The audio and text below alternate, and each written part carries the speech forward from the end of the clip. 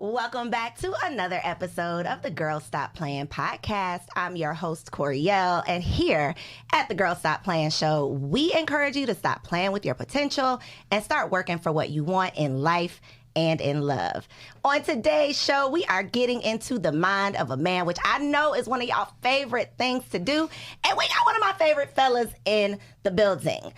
The one and only, the author, the relationship coach, Mr. Stefan Labossiere is in the building, y'all. Did I say it right? Pretty damn good. I've been practicing for 10 years to get this name right, and I got it a little okay. So I'm proud of myself for that. So listen, for those of y'all who don't know, Stefan and I go like way back. Way back. I mean, I think it's like 2013. Something crazy, 2013, 2014. So to have this full circle conversation is definitely a treat. But before we get into it, we got to get things warmed up, okay? Okay. So we're going to play a little game. You ready? I'm Don't always be ready.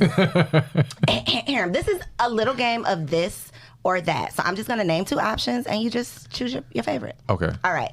So do you prefer a private chef or a 5-star restaurant? Private chef. Okay. Are you more of a picnic in the park date kind of guy or a helicopter ride kind of guy? Picnic in the park. All right. 112 or Drew Hill? 112. Okay. Would you prefer to date a woman who's a corporate manager or a successful entrepreneur? Successful entrepreneur. All right. And last but not least, for all of the points, Fresh Prince or Martin? Dang, Martin. We need some sound effects. I need some wah, wah, wah. No, that was good. That was good. Okay, you warm? I'm warm. You warm. All right. I was a little surprised by the Drew Hill thing, but I'm going to let you slide. Let's get into, though, the corporate manager versus the successful entrepreneur. Now, B. Simone got herself in a little trouble. I don't want you to get in any trouble, so think before you speak. Of course, but always. What makes you... I mean, you had to choose one or the other, but what makes you say I would be more interested in dating a successful entrepreneur? The first thing that popped in my mind was she has more flexibility. And that was it. That's the main thing. I was actually reconsidering for a second because I'm like, all right, but we all know entrepreneurs is like 24/7 and it's hard to shut off. It is. But you have the power if you want to make it you happen. See what I'm saying? Yeah. Where the corporate manager has to answer to someone, and I don't like that. Yeah. I mean, again, if I have to deal with it, it is what it is, but that would not be my preference. Have you dated? Like, has this been a situation for you? No, not really. So I think that's what B. Simone was trying to say. You know, the people just kind of ran with it. But I think that was her intention. And I have actually heard the opposite from an entrepreneur who had a preference of dating a woman with a typical 9-to-5 or a career for more of like the certainty of it and the benefits of it, you know, the insurance and the things and all of those things that come along with it. So I've heard both sides, but I definitely agree with you with the freedom and flexibility thing. I think it's like I couldn't imagine like the freedom and flexibility back when I was working the 9-to-5. So I think it's like you're on two different, wavelengths. Yeah, and I think the person who had that other perspective, I don't know their situation, but they may be speaking from a position of they don't have certainty of their own financial position, so they have to be more concerned with the woman. Yep. I have no concern. I'll just saying. We got you. Okay. That's no. Not an issue. No, we don't worry about issue. that. Okay. Yeah. So, with that being said, catch us up. What's your current relationship status? Single.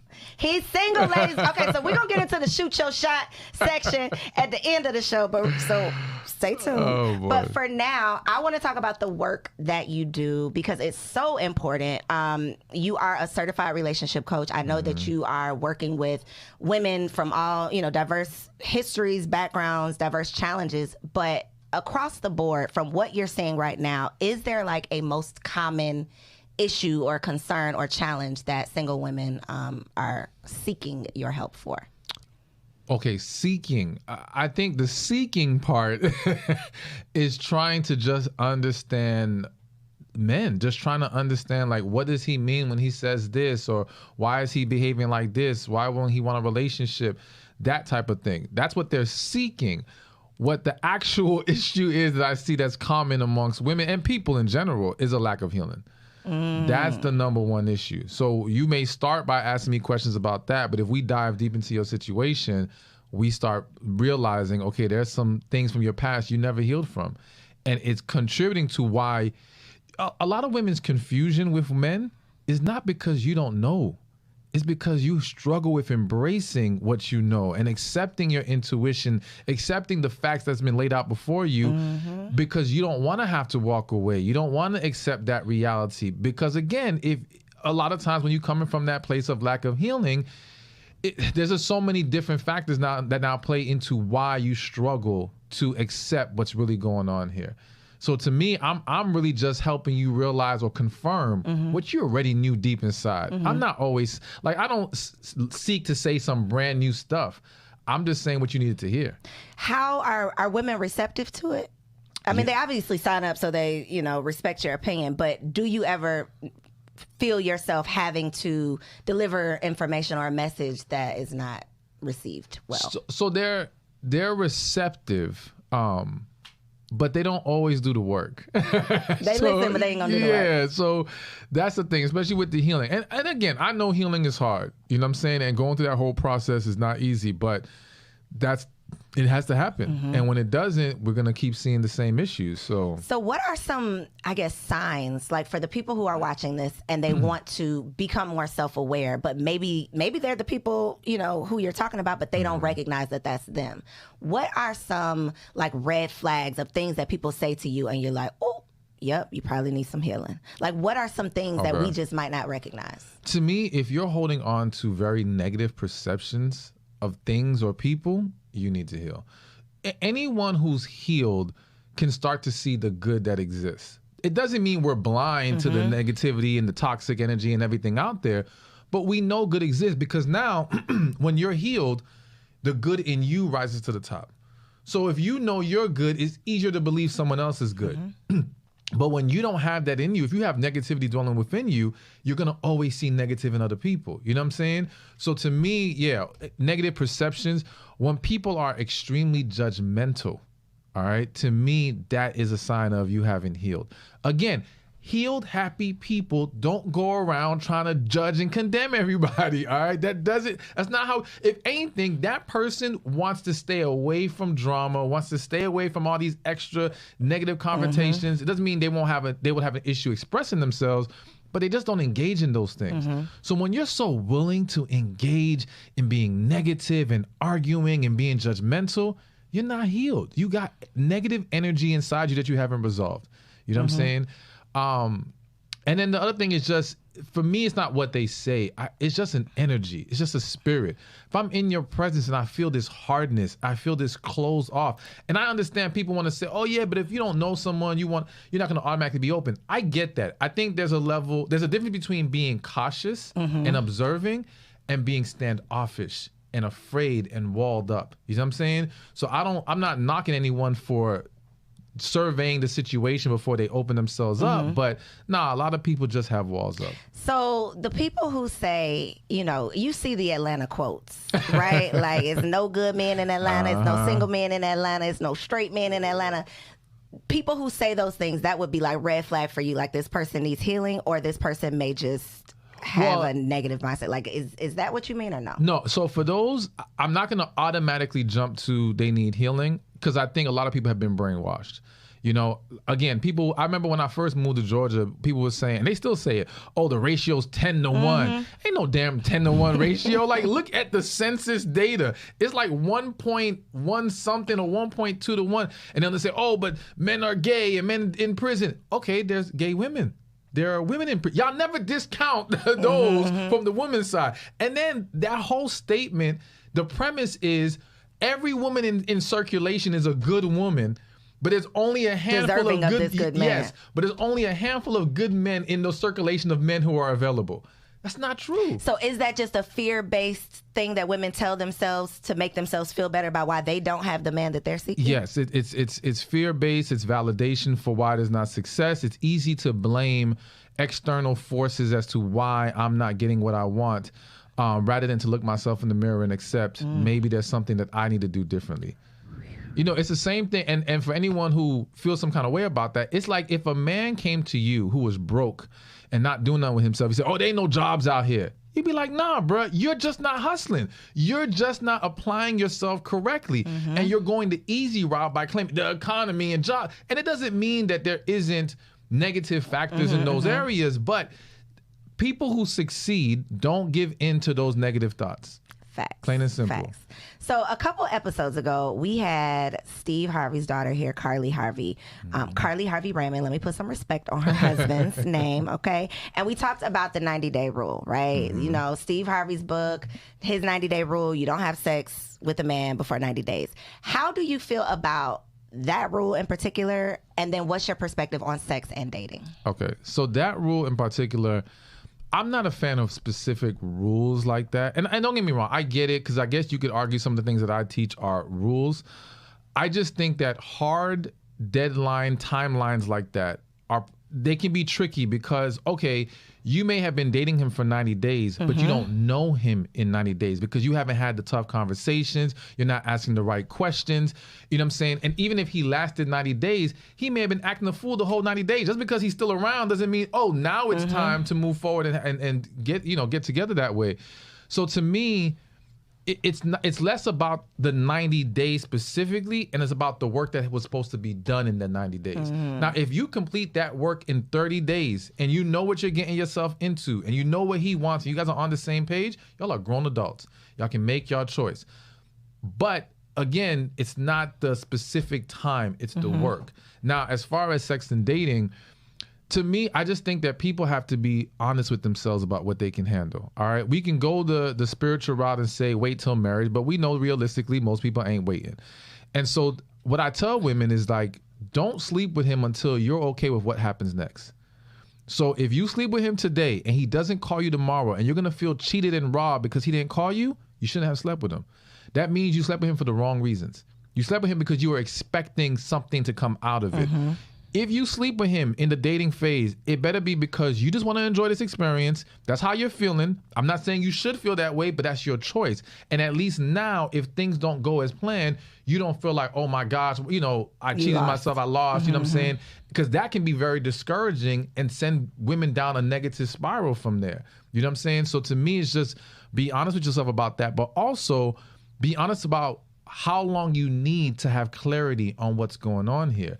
Sex can cloud judgment.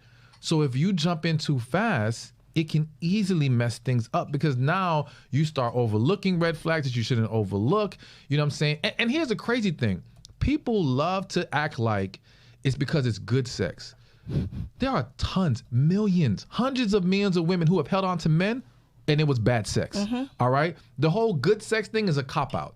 You became attached because emotionally you wanted to hold on to him, or by giving your body, you now become more emotionally attached to this man. And now it's of an investment you've made, and women struggle to walk away from their investments. You know what I'm saying? So you got to be real. What can you handle this without getting caught up? So speaking of investment, I literally put a post up today that said, he told you he was not interested in anything serious.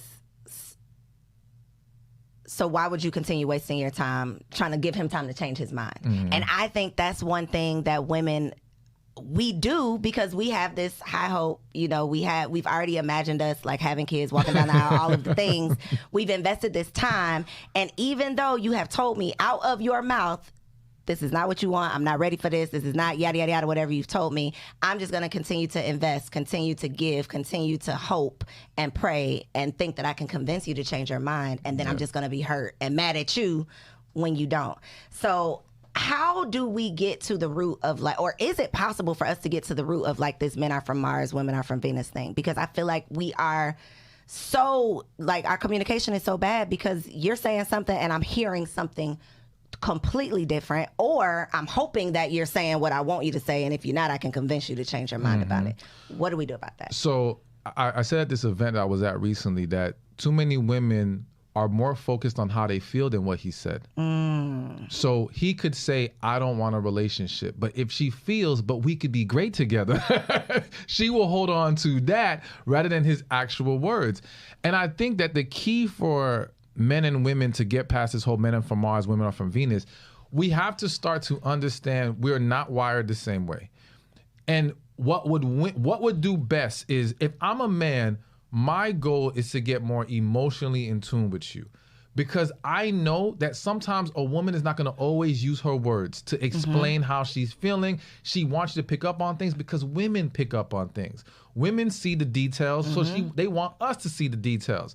So we have to work on that. We won't ever be as good as women in most cases, but that's how we will be able to connect with her better. For women, she has to work on being more logical with her approach with him, all right? So he said this is what he said. Now handle it this way. Do not let your emotions control you. You have to learn how to master your emotions. This is where the emotional intelligence comes in. And I think when women start to, again, it doesn't mean stop being a woman, because I want women to essentially walk in their feminine energy, tap into that energy. So I don't want you to go away from that. And embrace the fact that you're an emotional creature.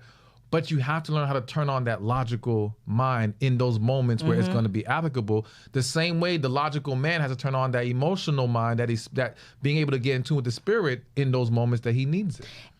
And it's just the craziest thing to me. And I know that you see this all the time, but you can have the most intelligent woman, like at the height of her career, a super successful businesswoman, but when it comes to the emotional side, when it comes to making decisions in relationship, it's like the logic, like you said, it goes out the window. Like all of those book smarts, when it come to your boo, it's like, no, forget what I know. I'm thinking about what I feel or what I want.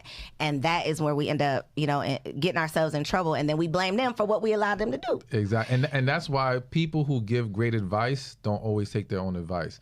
Because once you become emotionally invested, it's like your brain gets scrambled. You just don't see straight anymore. So it's a struggle for everybody in that regard. So one of the things that I think is super hard for women to accept, or it's a fact that they just might not know, so I want you to speak it. How do men see sex? What is sex to men? Because I say this all the time. Like, I have been blessed to have an older brother, the homeboys. I've had these conversations with several men. A lot of women have not had this conversation with a man or heard a man having this conversation. So from a man, how do men view sex? All right, now real quick, I'm just gonna say that there's always exceptions to the rule. Go ahead and throw out the disclaimer. And some men are gonna see things differently.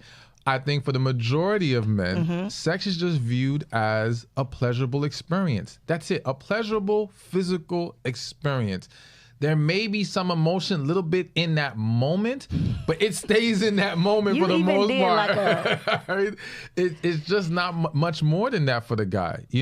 Now, don't get me wrong. And when I say there's emotion involved, I think when he actually likes the woman, he's in love with her, then it becomes something more than just a physical experience, a chance to bond with her, get closer to her. But outside of that, yeah, it's just physical pleasure. Do men have sex with women they don't like? Hell yeah. Look into that camera. Look into that camera and say, yeah. Why? Why, Stefan? Oh my why? God. Not only do men, now again, not all men, but not only do men have sex with women they don't like, there are tons of men who have sex with women they're not even attracted to.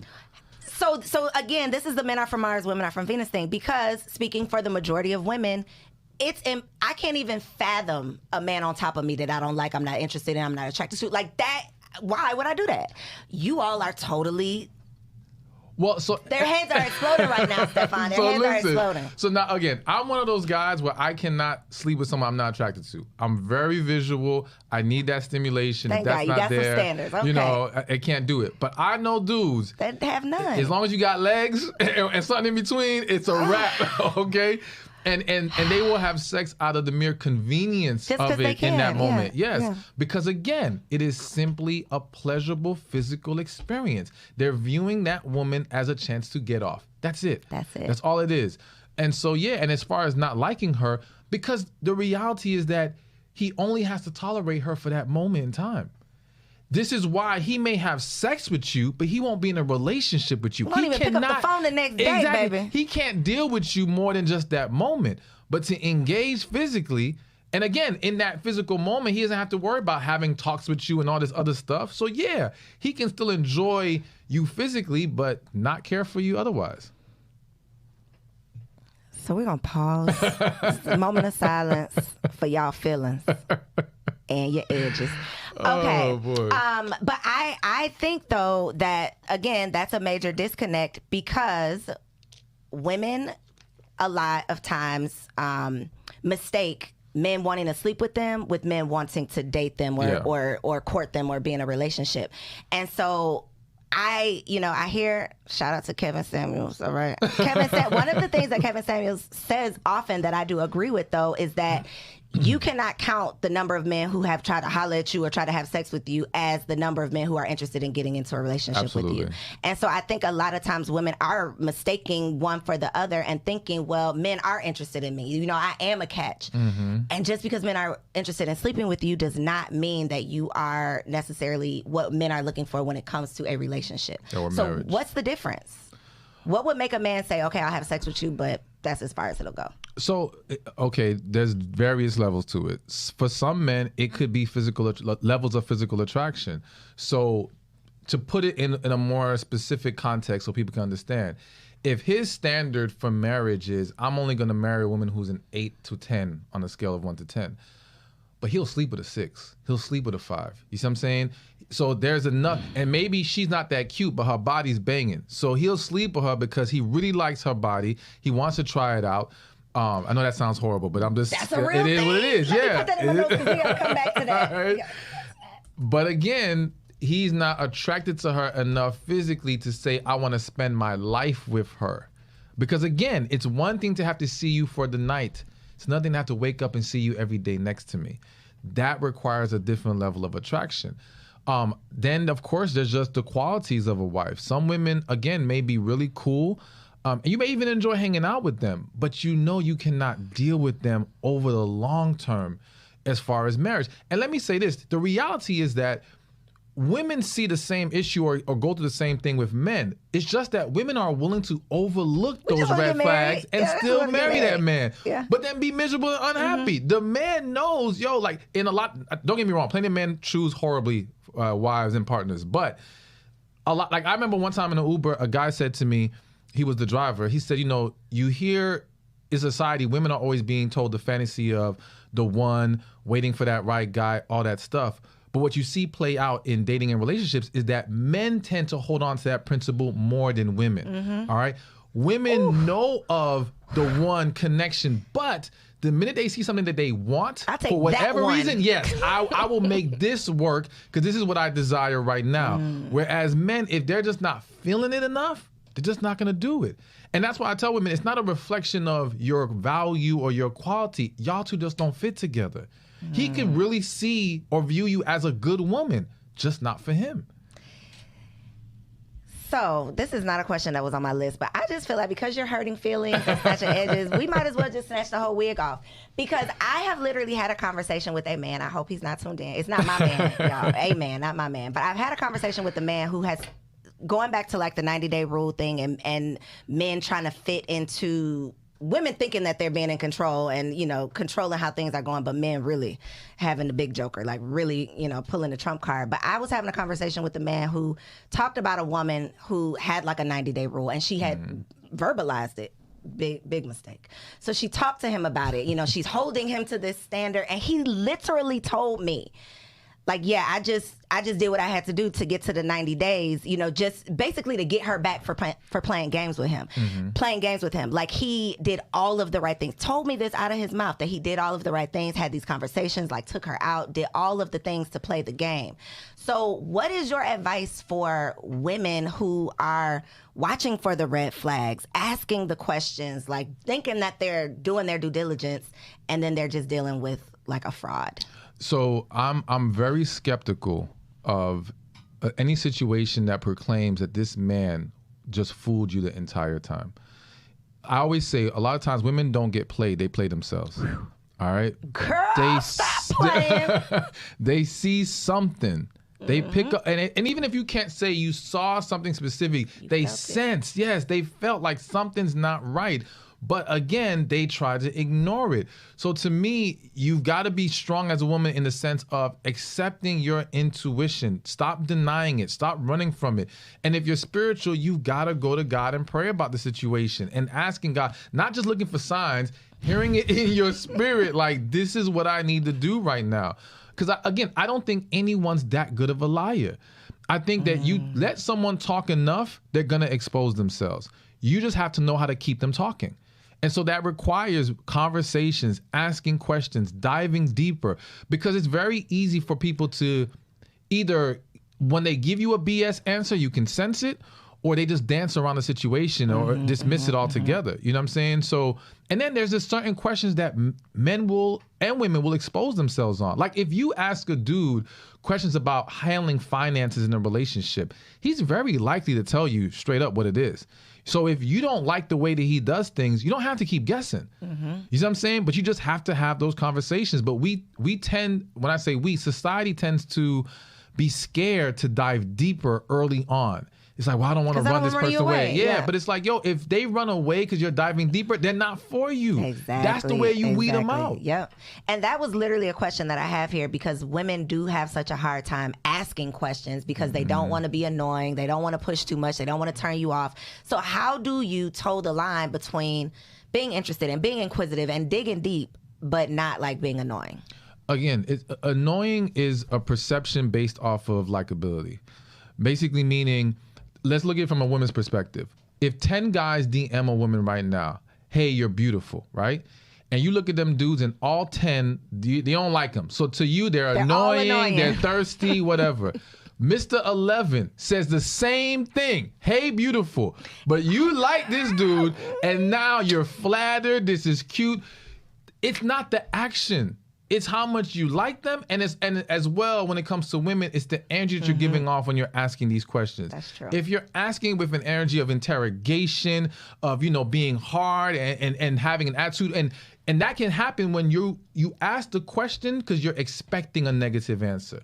You can't go into the conversation expecting something bad. You have to go in, believe either clean slate or believing something positive, but prepared for something negative. You see what I'm saying? Because when you prepare for negative, you project that. And that's the energy that's making you come off annoying or what's wrong with her? Nah, she got problems and now I don't want to deal with her no more. So what are some of those red flags that women can be showing that they might not recognize, or that you don't know that you're presenting? Like, I might talk too much, but I don't know that I talk too much. I might say the wrong things. Maybe I'm not talking too much, but I'm telling everybody all my business on the first date. Like, what are some of the, give us the game. Like, how can they get past, we sick of these first dates, Stefan. We got to get past number one. Again, I think, remember, like somebody once said, rules are for people you don't like.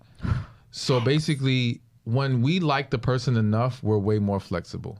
So again, we have to understand that some of this is just based on the fact that it just wasn't clicking like that. There's no way around it. You can't force anything to happen. But one thing that popped in my head when you were asking that was, and I will say this, I think the average man doesn't even pay attention to this. I pay attention to this, and I still think it's something that women should be mindful of, is when he is talking, are you jumping in before he even finishes? Are you over talking him? Now, people will say, well, I'm getting excited. I don't mean to cut him. No, but it shows you're not presently listening. And if I'm talking to men, I'm telling them that's a red flag they need to be mindful of. Because now what's going to happen is, as you go further in that relationship and y'all having discussion, she don't listen no more. She always overtalks you, always jumps in, cuts you off, and that's going to cause a problem. And so now... I wanted to say something, but I was holding it in. and that's where a lot of things go wrong, because then what happens is, and it's a crazy thing, because so the woman kind of dominates the conversation in that way, jumping in, cutting them off. And a lot of men, instead of correcting that situation with her, letting her know this is not acceptable, they cower to it. And now they end up becoming more silent. But then that only pisses her off even more, because now you're not talking. Why aren't you opening up? So it just creates a snowball effect of negative problems, and it's like, it's just not worth it. So it needs to be nipped in the bud as early as possible. And of course, that goes for both sides. Both people need to learn to listen when the person is talking. Let them finish, then make your statement. So with that being said, do you recommend therapy for any relationship, for relationships that are moving towards marriage? Do you not recommend therapy? Like, what role do you think therapy plays in a relationship? Absolutely. Everyone should be doing therapy. I don't care if you're single, dating, married. Like, I hate the idea that people think, well, why should we go to couples therapy if we're just in a boyfriend-girlfriend relationship? Well, because you want to be more than that. Exactly. And even if you don't want to be more than that, it's to help you have a healthier dynamic. So one way or another, if you're going to remain in this situation and there are problems and you guys have not been able to resolve those problems amongst each other, then go to a third party. There's no reason why you shouldn't. So I definitely think, and especially before you get married. Especially. Like that to me is a huge mistake when people don't do marriage counseling before they get premarital counseling. So do you think it should be a deal breaker if you bring up the suggestion to go to therapy or counseling or whatever and your partner isn't prepared? If I'm honest, hell yeah, it should be a deal breaker. Please Only be because my thing is, if you are unwilling to seek help to rectify things now, what are we setting ourselves up for later? We're gonna, because we can't always do this ourselves. We're gonna need help sometimes. You know what I'm saying? So to me, that's just a really big problem. And I think if someone knows that by not going, I will lose this relationship, and they're still unwilling to go, they That just should tell you something, Exactly. right? That's enough right there. So there's this thought around dating someone's potential. And I have my own thoughts about dating potential, and my theory kind of got skewed with like Michelle Obama, because it's like, how can you argue with this? Like, how can you argue? And Michelle, it worked out for her, right? What is your advice for a woman who comes to you and she says, you know, she describes this man and she says she's dating his potential, like she sees what he can become?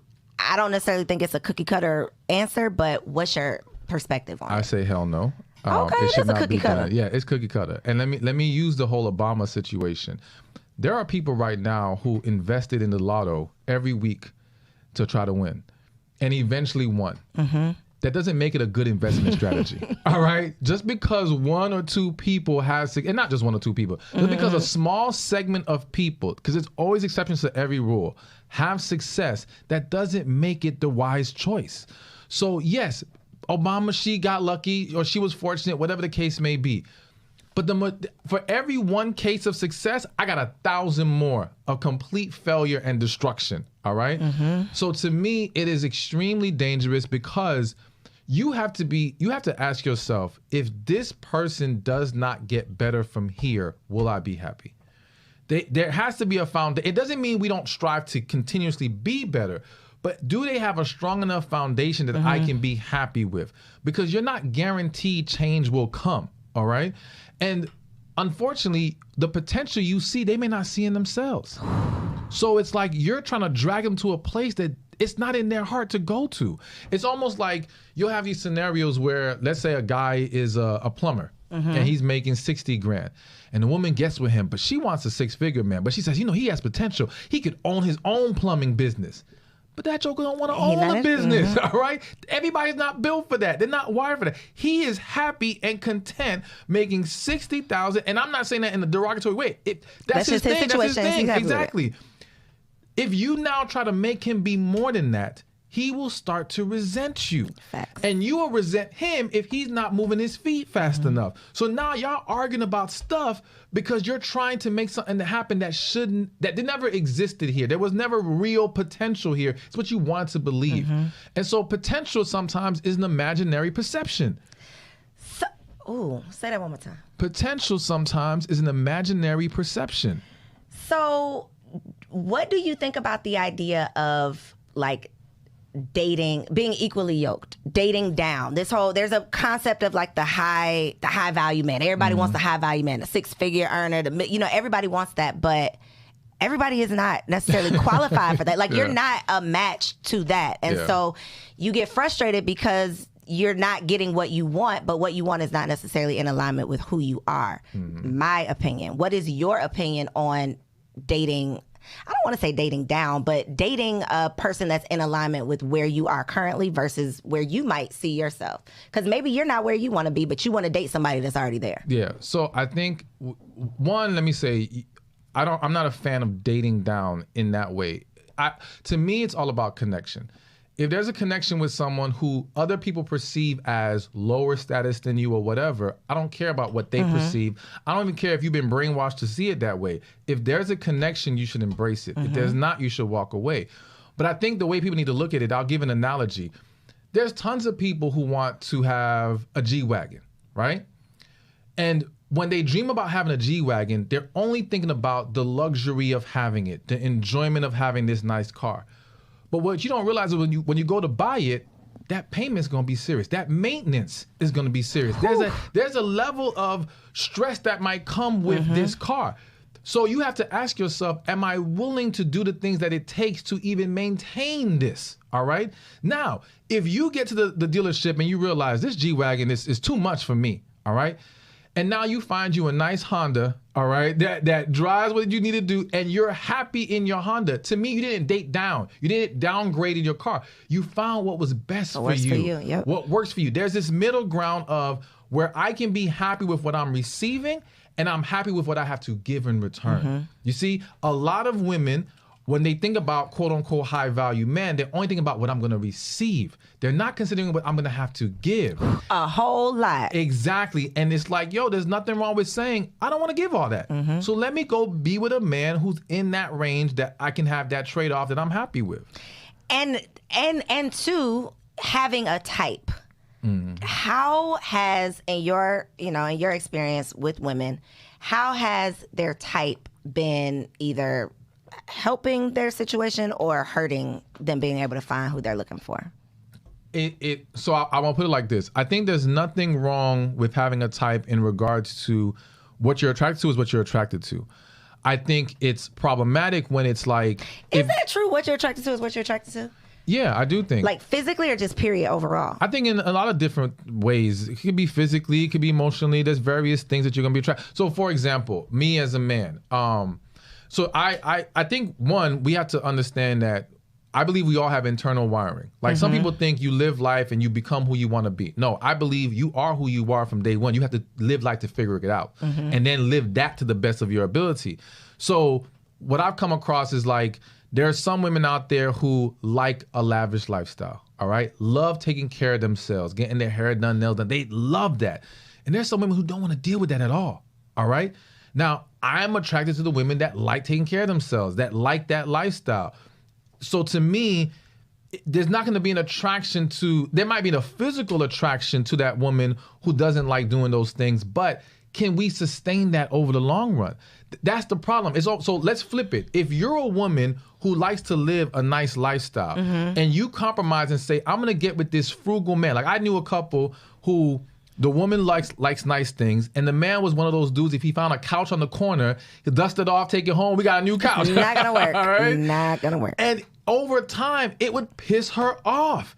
And now you being pissed off turns into you don't want to sleep with him right now because you're annoyed. That turns into him having an attitude. You see, and again, it's a snowball effect. We overlook these small things that we don't fit in, and we don't realize how that turns into the big issue later. So to me, going back to the whole attraction thing, I do think there's certain types of people, there may be certain physical attributes that people are naturally attracted to, but where the type comes into a play where it's a problem is when you hold so strong to it, you ignore the fact that sometimes we're attracted to people who didn't fit our type. All right. You have to be flexible in that way. You can have your type, but understand it may not always play out that exact way. So as a man may love tall women, right? But if he comes across a short woman that he's drawn to, has a connection, everything's great, it would be foolish to overlook her because, well, she's not my type. You see what I'm saying? I think for women, though, the type thing comes down to more than physical. Oh, absolutely. Only because I think for a lot of women end up in this revolving door when it comes to relationships where it's a new man, but the same situation over and over because of their type. Not they look alike, but it's the type of, the way that he picked you up, what he said to you, the type of conversation he has, that type. And that is what gets us into trouble a lot of times because that type is usually based on the butterflies, the bad boy thing. That is what is fun and exciting, not the bugaboo, not the one that's saying, the nice, sweet Well, you know what? things. So I actually was speaking to somebody in my DM, actually. It's going down in the public, DMs? Public figure needed some help. And we had this conversation because she actually recently left a really good guy because she typically likes a bad boy, whatever. And I explained to her, I think society mislabels what's really going on here. The issue isn't that women like bad boys or men who treat them poorly. They like masculine men. Okay. All right? Plain and simple. If you are a man who can be loving, respectful, nice, all that stuff, but still be masculine, you're going to get women left and right. They're going to still love you. All right? Are there some women who may have this You know, let's say she just likes a hood dude and he has to be a hood dude. But listen, I've met women who she may have dated hood dudes her whole life, but if she meets a dude who has that masculine energy and doesn't look exactly like the hood, she's still drawn to that man. Gotcha. I think it's the masculine energy. So what women have to understand is and that's why you have to be flexible and realize it's not the type, it's the energy, it's the attraction, it's those fundamental things that you have to now evaluate, because there are tons of good masculine men. You don't have to have the dude who treats you like crap to have a masculine man. You know what I'm saying? And it's the same way women will say, oh, well, men just want hoes. Ain't no man waking up saying, I can't wait to marry a hoe. Like, that's not what the man thought. Y'all are smashing them down. Yeah, smashing and marrying is two different things. But the point is he attracted to hoes, or is he attracted to women that present themselves in a way physically that he's drawn to? Is he attracted to women who like to look good? Is he attracted to women who have nice bodies? Because if he's just attracted to hoes, then you can find you an unattractive hoe and he would still want her. But that's not what happens. He's only going after attractive women that look a certain way. So it's not really about her being a hoe. But what happens is, again, the side who loses in that situation loves to mislabel the issue. So the man will say, women just want a bad boy rather than accepting, nah, bruh, you're not masculine enough. You have to work on that. Women, he just wants hoes. No, you're not presenting yourself properly. You're not being effective in how you exude your energy. That's the reality of it. I waited. I didn't want to cut you off. I appreciate when I get that. home, my man gonna be like, see how he got you together? Yeah, I'm sorry, baby. I'm gonna work on that. So you just brought up something that reminded me. Y'all, I don't think this was the first time. We went and grabbed lunch years and years ago, Stefan. And Stefan does this thing where if you ever like sit down with a therapist, they start therapeuting you. So he's like, yo, your hard exterior, you all business, you know, you making this face. And he was literally like breaking down to me what men see when they sit down with me, which was a benefit. I ain't really like how he did it, but it was helpful, right? Yeah. For a lot of women, we are buttoned up, business minded, boss energy, and that is not attractive to most men. Exactly. How do we break down that tough exterior, not to the point where we have to be someone that we're not, but how do we navigate, you know, being who we are, but then being who a man appreciates a woman to be? Okay. So first thing, let's clarify. It's not attracted to the men that women actually want and like. Right. Because what I always find is that boss woman, that masculine woman, she's getting dudes who want her. She's just not getting the ones she wants to want her. That's the disconnect. So yes, going back to your question, it's about understanding that, one, how we perceive ourselves isn't always how others perceive us. So I always encourage women, like I have a membership group and I tell them, like, listen, ask men how they see you. Don't let your girlfriends tell you, because they're going to validate things. Because if they're negative too, they're not going to call you out for being negative. Or recognize it. Exactly. It's almost like, think about a morbidly obese person. They're not going to call out another morbidly obese person and say, you need to lose some weight. Right. What's wrong with you? You know what I'm saying? Because they're gonna validate that whole thing because they're walking in it too. So women have to be mindful of that yes, how you're coming off is going to have a huge role in how people receive you. And the pushback I get is, well, I am feminine. When I'm in a relationship, I'm sweet, I'm submissive, I'm this, I'm that. And I'm like, yeah, but how would he know that? You got to get there. Exactly. Yeah. You're not exuding that energy that lets him see that you have even that, I hate to use the word potential, but in essence, that's what it is in some cases. Or it's just you are that feminine woman. And so a lot of women think, well, he should take time to figure it out. Ain't nobody got time for that. Especially, again, this is where we're going into the type of man you want. You want some successful, well put together man. He don't have time to be surveying the situation and digging deep into every woman who catches his eye. Do you know how time consuming that is? And one of the analogies I love to use, because I even use this analogy in regards to why people should be using physical attraction as a evaluator for relationships. And I'm like, if you had Walmart hiring for cashier, paying minimum wage, and they only got 5 applicants coming to them, they got time to sit down with every applicant, dig deep, and figure out who they want to hire. If you're Google and you're hiring a position making 6, 7 figures, You got thousands of people submitting their resume. You ain't got time to evaluate and interview everyone. So what do? You start to weed them out. How do companies weed them out? Well, back in the days, it was if your resume don't even look right, forget what's on it. If the paper's wrong, if the color's wrong, if the texture is bad, in the garbage. You could have been an amazing candidate. You won't make it to the next stage. Make the cut. So you got to understand that when you're trying to date in that pool of men, and in general, it would be beneficial to be mindful of what are you exuding that allows you to attract those kind of people and for them to see that you can be the woman that they would want to entertain. So what are some of these feminine things? Because it's hard out here, Stefan. Listen, I'm really loving that social media has this whole like soft woman thing, like this whole soft woman movement. I am loving it because I'm tired of working hard. But most black women were raised to believe that we had to work hard. Like if we're not working hard, if we're not taking care of ourselves, if we are not independent, if we can't do it all and handle it all and be strong, then we're not doing it right. So now we're 30 plus and the men are like, yo, you too hard. And it's like, this is who I am. So what are some things that we can start to do? You know, maybe wear pink or, you know, wear some softer colors. I think we talked about that. See, I was listening. He was like, yo, you showing up with all this black. I got my man with my black on though, y'all. So we don't know about that rule. But I do remember you saying it. But what else can we do? Exceptions to every rule. Exceptions to every rule. Those things do matter though. Yes, but so the first step is though, stop saying this is who I am. It's not who you are. It's who you have become because you've been conditioned to believing this is what it should be. You become comfortable in your masculine energy and detached from your femininity. But the reality is that that feminine energy is still in you, which is again why when you're in a relationship or when you're emotionally vulnerable, it comes out. Yeah. Or even better, some of these same women who are so hard, put them around kids and they're joyful, they're sweet or whatever. Put them around a man, they shut the whole thing down. No more feminine energy. So the reality is that it's not that you're not feminine. Okay. It's that you don't view the child as a threat. Right. All right. You view men as a threat. And because of that, you become defensive around men, but you're not guarded around children. That same energy that you give kids, give that to a man, see what happens. I remember one time I had a client. So I think she came to an event and I had that whole speech about feminine energy, and she came to me afterward and she said, you know, she was dating this guy. Her son, who was like 22 in college, comes home for the weekend, and she said the whole weekend she's serving him, calling, baby, what you need, boom, boom, boom.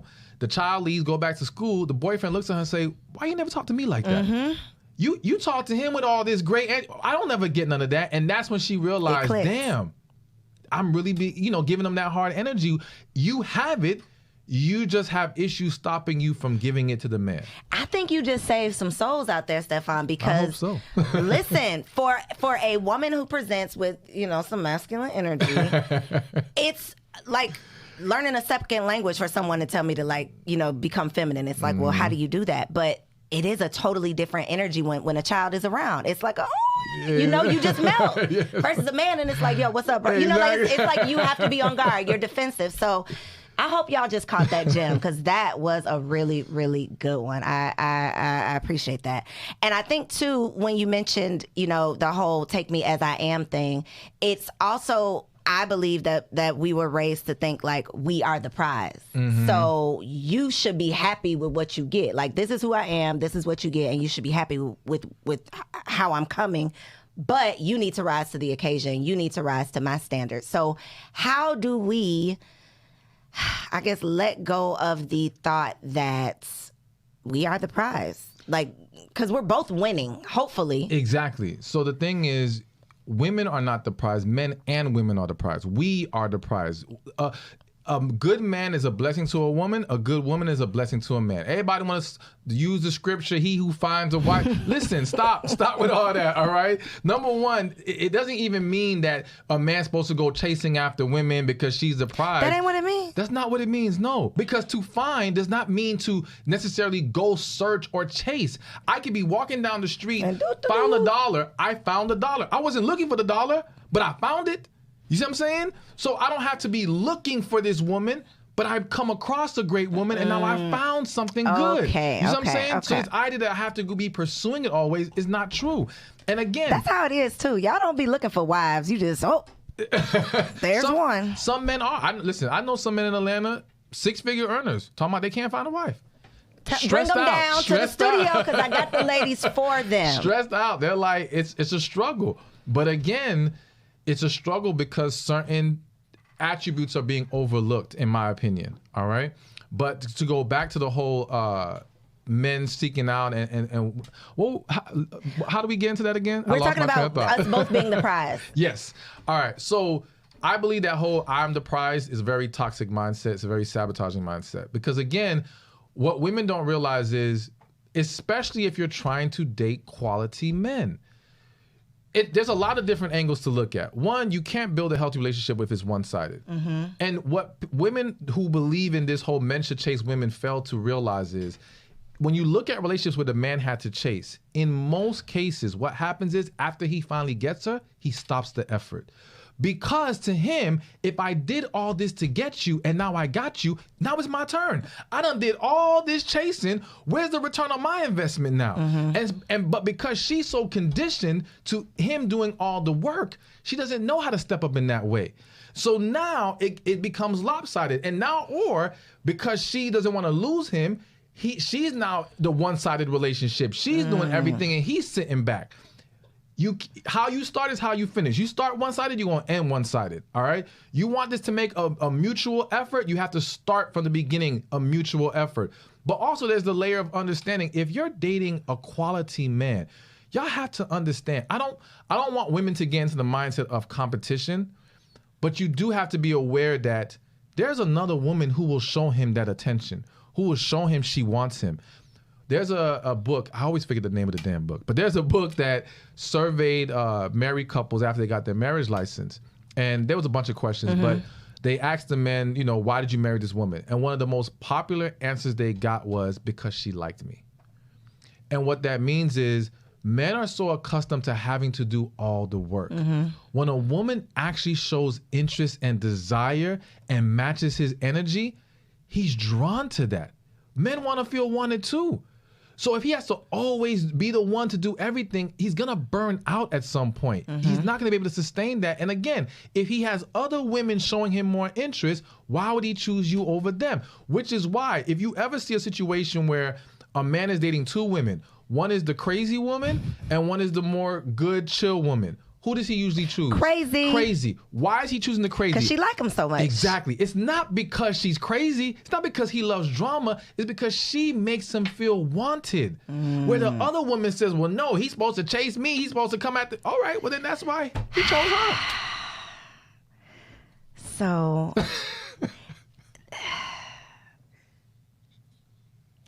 Y'all, I'm like, that might be part 2. That might be the next episode, because that really is like the round and round, merry-go-round, and we end up with results that we don't want, and it's because we are, I guess, not self-aware enough to know those things, are not willing to be honest enough to recognize those things. But it's a tough pill to swallow when you have to realize that you actually got to do some work on yourself, so that you can show up and be in alignment to this man that you want to be a match to. Absolutely. And I think the other problem is like the mentality of, when he shows me enough, I'll do this, is a problem. Even with the whole feminine energy, like I've seen, there was a quote, I forgot who quoted it, but they was like, a woman is going to be feminine to a man who makes her feel safe and all these things. And don't get me wrong, I do believe that a masculine man naturally pulls femininity out of a woman, all right? However, if you're making it his responsibility for you to be feminine, you lost. You should master your own femininity. The approach should be, I will always be a feminine woman, and once a man shows he's not worthy of it, I will remove myself. Not, I'm going to come in hard, and once he shows me enough, then I'm going to be feminine. By that time, he left you. He's gone. Anymore. Exactly. Yeah. But the ones who will be interested, toxic men who don't got nothing going on for themselves, men who will overlook your hardness because they're looking to gain in other areas. They need you for stability. They need you for a place to stay. They need you for your car. All right? We can go on and on. Those men will tolerate all those things because they value the other stuff. But to the man who has it, He doesn't care about that stuff. So the fact that you can keep getting a man, if it's a bad man, that's literally proof to you of what you're putting out, because that's what you're attracting. Well, I'll say this, because I do believe it's not always about what you attract, it's what you entertain. So there is a matter of, clarify that. I think, Thank you. You could be an amazing woman. You're going to attract some bad men. But if you keep entertaining them, that does speak to an issue going on within you. You see what I'm saying? So I ain't mad at you because that's what you're attracting, but why are you entertaining it? But yes, if all you attract is that, that's it, that's a problem too. You see what I'm saying? Wrong, yeah. Because if you are a woman that's exuding the right qualities, you're going to be able to say, I do meet good men. Even if you say, I haven't met a good man that I wanted, that's fine. But to say you're not meeting any, that's a problem. Red flag. Yes. Flag on the play. So for the ladies out there who are like, I want this to be my last season as a single woman, they just need a couple pieces of advice. Like 3 quick tips. 3 quick tips. 3 things that they can do right now. All right. I mean, besides all of the gems you've already dropped. I mean, because it encompasses everything we talked about. Healing is number one. You know what I'm saying? That's the foundation of it. So they want things to change, they have to heal. There's just no way around that. All right. Number 2 is tap into your feminine energy. Women who tap into their femininity, they start winning, plain and simple. And not only does it get you the potential of relationship, business will get better. Life will get better. Everyone will want to be around you. And for those who don't think the energy is a problem, some of y'all don't like your own mothers, your own sisters. Why? Because they got an attitude. Why? Because they're so hard. So then why do you make excuses for that kind of energy when it comes to dating? If you don't want to deal with them, why would a man want to deal with them? And if she's like that with you, trust and believe she's worse with men. That's the other thing. I have to say this. That's something that women don't understand. Women look around and say, there's all these wonderful women. Y'all don't know what's going on behind closed doors. Some of these women are savage. All right? The things that they're doing to these men, y'all would be shocked, okay? Y'all have no understanding, because what y'all have to realize is, and I'm not saying you like you, but a lot of women in general, a lot of women do not reveal all the details to their friends because they view women as, she will turn on me and she'll throw it back in my face. And who else makes that complaint? Men. Men are afraid to open up because women tend to throw things back in your face. But when a man makes that argument, is that a woman he's thing? being ridiculous. It is more of a woman thing than a man thing, simply because the action of throwing things back in your face is someone who allows their emotions to get the best of them. And because women are more emotionally wired, they're more susceptible to having those moments. All right.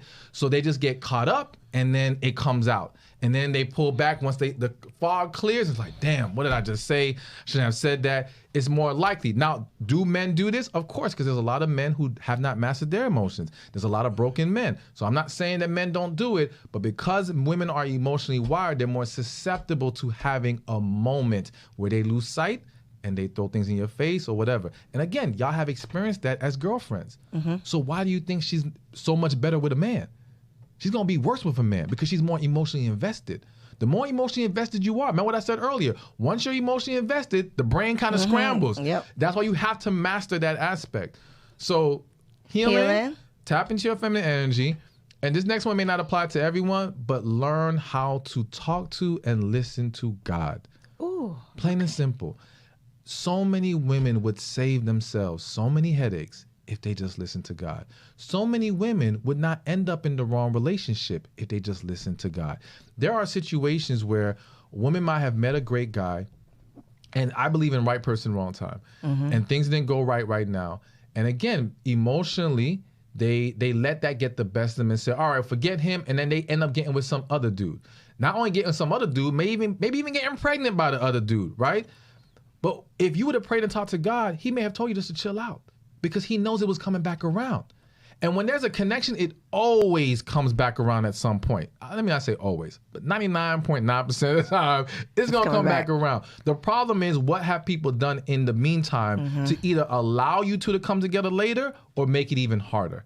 But again, aside from that, in general, it's just learning how to get in tune with your spirit, hearing God, letting God guide you. Because listen, my advice, other people who give advice, it's great. I want you to consider it, but I still want you to go back to God and pray about what you heard and see what applies to you.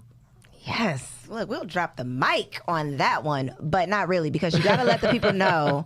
You said you have a membership. I'm sure they want to get in because they need more of these gems. So let them know where they can find you online, how they can get your books, all that good stuff. All right. So you can get into my membership going to receivingmyblessings.com. Come on now. Receivingmyblessings.com. Join today. There's gonna modules on tapping into your feminine energy, healing, hearing from God. Basically everything we talked about. All right, finding your purpose.